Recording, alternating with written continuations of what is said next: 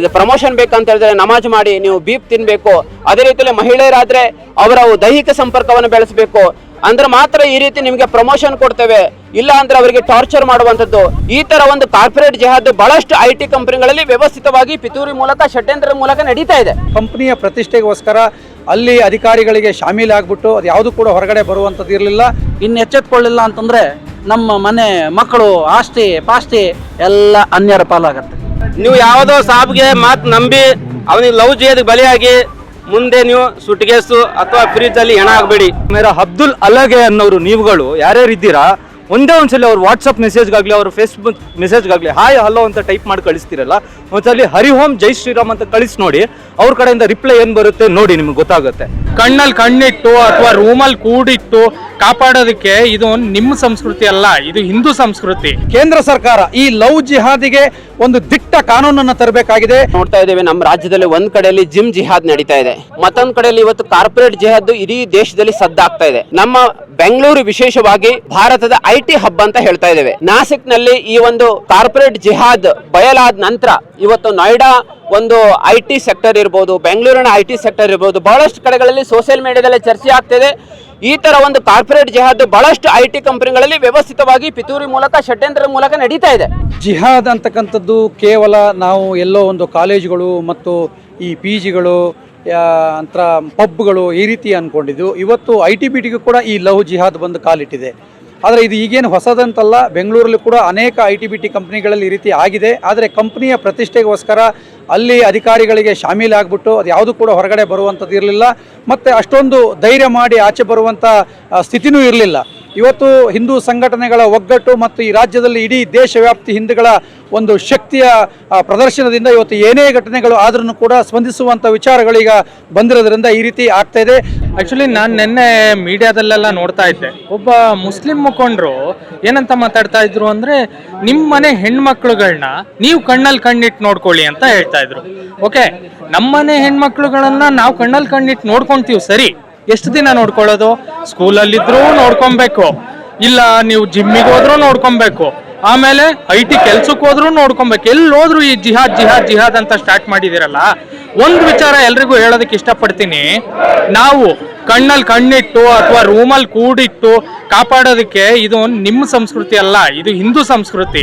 ನಮ್ಮ ಹಿಂದೂ ಹೆಣ್ಮಕ್ಳು ಹೇಳೋದೇನಂದ್ರೆ, ನೀವು ಯಾವುದೋ ಸಾಬ್ಗೆ ಮಾತು ನಂಬಿ ಅವನಿಗೆ ಲವ್ ಜಿಯಾದ ಬಲಿಯಾಗಿ ಮುಂದೆ ನೀವು ಸುಟ್ಗೇಸು ಅಥವಾ ಫ್ರಿಜ್ ಅಲ್ಲಿ ಹೆಣ ಆಗಬೇಡಿ.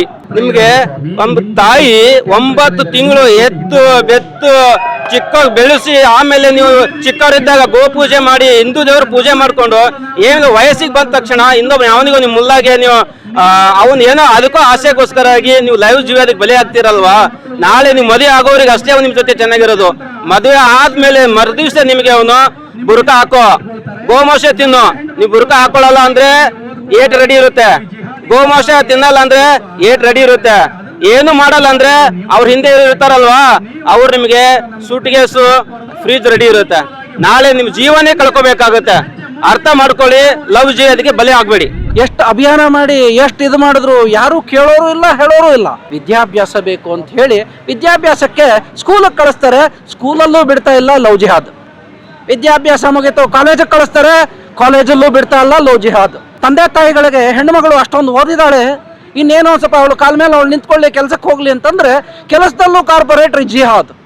ಇದು ಒಂದು TCS ಕಂಪ್ನಿಯಲ್ಲಾದ್ರೆ ಇನ್ನು ಎಷ್ಟು ಕಂಪನಿಗಳಲ್ಲಿ ಈ ಥರ ಆಗಿದೆ, ಬಹಿರಂಗ ಆದಾಗ ಮಾತ್ರ ತಾನೇ ಗೊತ್ತಾಗೋದು.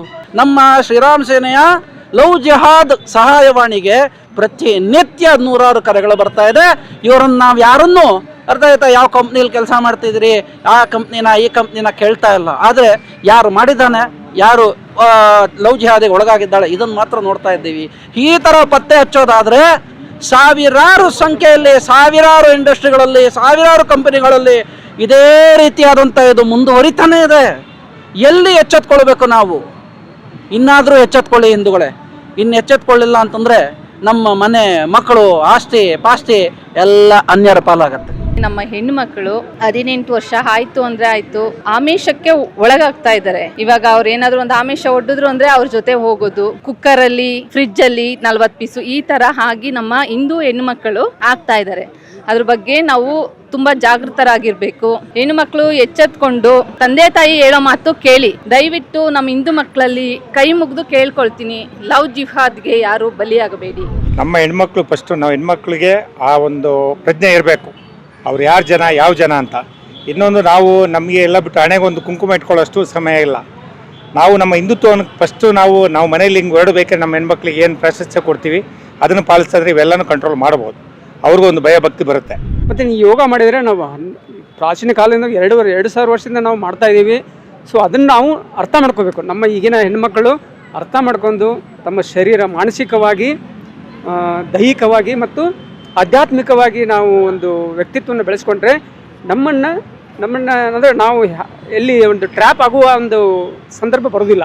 ನಾವು ಎಷ್ಟೇ ನಮ್ಮ ಜೀವನದಲ್ಲಿ ಕಷ್ಟ ನಷ್ಟ ಬರಲಿ ಅದನ್ನು ಎದುರುಹಾಕಿ ಸಮಾನವಾಗಿ ಸ್ವೀಕರಿಸಿ ನಮ್ಮ ಒಂದು ಮಾನಸಿಕ ಸ್ಥಿತಿಯನ್ನು ಕಾಪಾಡೋದೇ ಯೋಗ.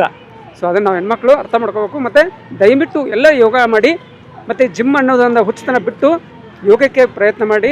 ಜಿಮ್ ಜಿಹಾದ್, ಕಾರ್ಪೊರೇಟ್ ಜಿಹಾದ್ ಅಂತಲ್ಲ, ಲ್ಯಾಂಡ್ ಜಿಹಾದ್ ಒಂದಿದೆ, ಲವ್ ಜಿಹಾದ್ ಒಂದಿದೆ. ಇದು ಜಿಹಾದ್ ಅನ್ನೋದೇ ಒಂದಿದೆ. ಇದು ಜಿಹಾದ್ ಅನ್ನೋದು ಅವರ ಪ್ರಕಾರ ಒಂದು ಪವಿತ್ರ ಯುದ್ಧ. ಅದು ಯಾರ ಮೇಲೆ ಇರೋದು? ನಮ್ಮ ಮೇಲೆ ಇರೋದು. ಯಾರ ಮೇಲೆ? ನಮ್ಮ ಮೇಲೆ ಅಂದ್ರೆ ಹಿಂದೂಗಳ ಮೇಲೆ. ಮೂರ್ತಿ ಪೂಜೆ ಯಾರು ಮಾಡ್ತೀವೋ ಅವ್ರ ಮೇಲೆ ಜಿಹಾದ್ ಅನ್ನೋದನ್ನ ಏರ್ತಾರೆ. ಮೇರಾ ಅಬ್ದುಲ್ ಅಲಗೆ ಅನ್ನೋರು ನೀವುಗಳು ಯಾರ್ಯಾರು ಇದ್ದೀರಾ, ಒಂದೇ ಒಂದ್ಸಲಿ ಅವ್ರ ವಾಟ್ಸಪ್ ಮೆಸೇಜ್ಗಾಗಲಿ ಅವ್ರ ಫೇಸ್ಬುಕ್ ಮೆಸೇಜ್ಗಾಗಲಿ ಹಾಯ್ ಹಲೋ ಅಂತ ಟೈಪ್ ಮಾಡಿ ಕಳಿಸ್ತಿರಲ್ಲ, ಒಂದ್ಸಲಿ ಹರಿ ಓಂ ಜೈ ಶ್ರೀರಾಮ್ ಅಂತ ಕಳಿಸಿ ನೋಡಿ. ಅವ್ರ ಕಡೆಯಿಂದ ರಿಪ್ಲೈ ಏನು ಬರುತ್ತೆ ನೋಡಿ, ನಿಮ್ಗೆ ಗೊತ್ತಾಗುತ್ತೆ. ನಿಮ್ಮ ಅಬ್ದುಲ್ಲಾ ಎಲ್ಲರ ಥರನೇ ಅವನು ಬರೋದು ಅವರ ಒಂದು ಮತನ ಅಭಿವೃದ್ಧಿ ಪಡಿಸೋಕ್ಕೆ ಹೊರತು ನಿಮ್ಮ ಒಂದು ಜೀವನ ಉದ್ಧಾರ ಮಾಡೋಕ್ಕಂತಲ್ಲ, ಅಥವಾ ನಿಮ್ಗೊಂದು ಬಾಳ್ ಕೊಡಬೇಕು ಅಂತಲ್ಲ. ನೀವು ಒಂದು ಟೂಲ್ ಕಿಟ್ ಅಷ್ಟೇ ಅವನಿಗೆ. ಇವತ್ತು ಆ ನಾಸಿಕ್ನ ಒಂದು TCS ಒಂದು ಪ್ರತಿಷ್ಠಿತ ದೇಶದ ಕಂಪನಿಯ ಒಂದು ಇದರಲ್ಲಿ ಒಂದು ಇಂಟರ್ನಲ್ ಕಂಪ್ಲೇಂಟ್ ಕಮಿಟಿನೇ ರಚನೆ ಆಗಿಲ್ಲ. ಹಾಗಾಗಿ ಇದು ಅತ್ಯಂತ ಗಂಭೀರವಾಗಿ ಒಂದು ಸಂಘಟಿತವಾಗಿ ಅಲ್ಲಿನ ನೌಕರರನ್ನ, ಕೇವಲ ಮಹಿಳಾ ನೌಕರರನ್ನ ಮಾತ್ರ ಅಲ್ಲ, ಪುರುಷ ನೌಕರರನ್ನ, ಒಬ್ಬ ದಿವಾಕರ ಅಂತಲೇ ಒಬ್ಬ ನೌಕರನನ್ನ ಇಸ್ಲಾಮಿಕ್ ಮತಾಂತರವನ್ನ ಮಾಡಿದ್ದಾರೆ. ಹೀಗೆ ವ್ಯವಸ್ಥಿತವಾಗಿ ಕಾರ್ಪೊರೇಟ್ ಜಗತ್ತಿನಲ್ಲಿ ತಮ್ಮ ಅಧಿಕಾರವನ್ನ ದುರ್ಬಳಕೆ ಮಾಡಿಕೊಂಡು ವ್ಯವಸ್ಥಿತವಾಗಿ ಹಿಂದೂ ಧರ್ಮದ ಅಪಮಾನವನ್ನು ಮಾಡುವಂಥದ್ದು. ಅವರಿಗೆ ಪ್ರಮೋಷನ್ ಬೇಕಂತ ಹೇಳಿದ್ರೆ ನಮಾಜ್ ಮಾಡಿ ನೀವು ಬೀಪ್ ತಿನ್ಬೇಕು. ಅದೇ ರೀತಿಯಲ್ಲಿ ಮಹಿಳೆಯರಾದ್ರೆ ಅವರ ದೈಹಿಕ ಸಂಪರ್ಕವನ್ನು ಬೆಳೆಸಬೇಕು ಅಂದ್ರೆ ಮಾತ್ರ ಈ ರೀತಿ ನಿಮಗೆ ಪ್ರಮೋಷನ್ ಕೊಡ್ತೇವೆ, ಇಲ್ಲ ಅಂದ್ರೆ ಅವರಿಗೆ ಟಾರ್ಚರ್ ಮಾಡುವಂಥದ್ದು, ಬೇರೆ ಬೇರೆ ರೀತಿಯಲ್ಲಿ ಅವರನ್ನ ಗಂಡನಿಂದ ಬೇರ್ಪಡಿಸುವಂಥದ್ದು, ಇಸ್ಲಾಮಿಗೆ ಮತಾಂತರ ಮಾಡುವಂಥದ್ದು ವ್ಯವಸ್ಥಿತವಾಗಿ ದಾಖಲಾದಂತಹ FIR ಗಳಲ್ಲಿ ಸ್ಪಷ್ಟವಾಗಿ ಇವತ್ತು ಕಾರ್ಪೊರೇಟ್ ಜಿಹಾದ್ ಹೇಗೆ ನಡೀತಾ ಇದೆ ಗಮನಕ್ಕೆ ಬರ್ತಾ ಇದೆ. 1 ವರ್ಷದ ಹಿಂದೆ ಬೆಂಗಳೂರಿನಲ್ಲಿ ಸಹ ಈ ತರ ಒಂದು ಪ್ರಕರಣ ದಾಖಲಾಗಿತ್ತು, ಆದರೆ ಇದ್ರ ಬಗ್ಗೆ ಹೆಚ್ಚಿನದಾಗಿ ಚರ್ಚೆ ಆಗ್ತಾ ಇಲ್ಲ.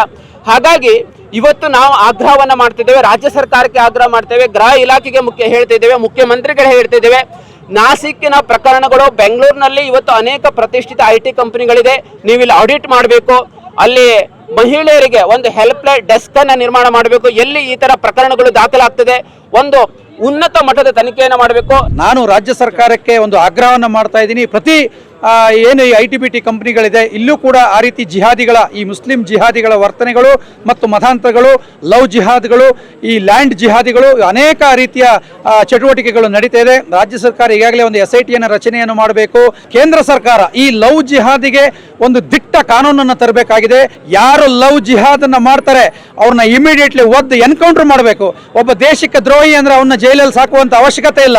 ದೇಶದ್ರೋಹಿನ ಜೈಲಲ್ಲಿ ಇಟ್ಕೊಂಡು ನಮ್ಮ ದುಡ್ಡಲ್ಲಿ ಅವನ್ನ ಯಾಕೆ ಸಾಕ್ತೀರಿ ನೀವು?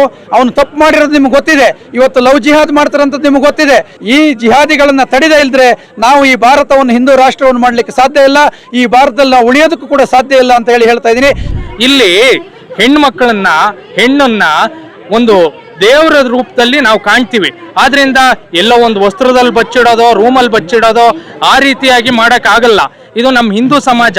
ಇಲ್ಲಿ ನಾನೆಲ್ಲ ನಮ್ಮ ಹಿಂದೂ ಹೆಣ್ಮಕ್ಳಿಗಳಿಗೆ ಏನಂತ ವಿನಮ್ರತೆಯಿಂದ ಬೇಡ್ಕೊಳ್ತೀನಿ ಅಂದ್ರೆ, ಈ ನೆಲದಲ್ಲಿ ಕಿತ್ತೂರು ರಾಣಿ ಚೆನ್ನಮ್ಮ ಹುಟ್ಟಿದ್ದಾರೆ, ಓಬವ್ವ ಹುಟ್ಟಿದ್ದಾರೆ. ಅವ್ರನ್ನೆಲ್ಲ ನೀವು ಆದರ್ಶವಾಗಿ ತಗೊಂಡು ಯಾರು ಇಂತಹ ಒಂದು ದುಷ್ಟ ಮನಸ್ಥಿತಿಯ ಏನು ನಿಮ್ಮ ಈ ಜಿಹಾದಿ ಮನಸ್ಥಿತಿಯ ಯುವಕರುಗಳು ನಿಮ್ಮನ್ನ ಒಂದು ತೇಜೋದಯ ಅಥವಾ ನಿಮ್ಮನ್ನು ಅಟ್ರಾಕ್ಟ್ ಮಾಡೋದಕ್ಕೆ ಬರ್ತಾರೆ, ನೀವು ಒಬ್ಬೊಬ್ಬರಿಗೂ ಕಿತ್ತೂರು ರಾಣಿ ಚೆನ್ನಮ್ಮ ಆಗಿ ಓಬವ್ವ ಆಗಿ ನೀವೇ ಸದೆ ಬಡಿಬೇಕು. ಅವ್ರನ್ನ ಹಿಂದೂ ಮುಖಂಡರುಗಳು ನಿಮ್ ಜೊತೆ ಯಾವಾಗ್ಲೂ ಇರ್ತಾರೆ, ಯಾವುದಕ್ಕೂ ಧೃತಿಗಿಡ ಅವಶ್ಯಕತೆ ಇಲ್ಲ.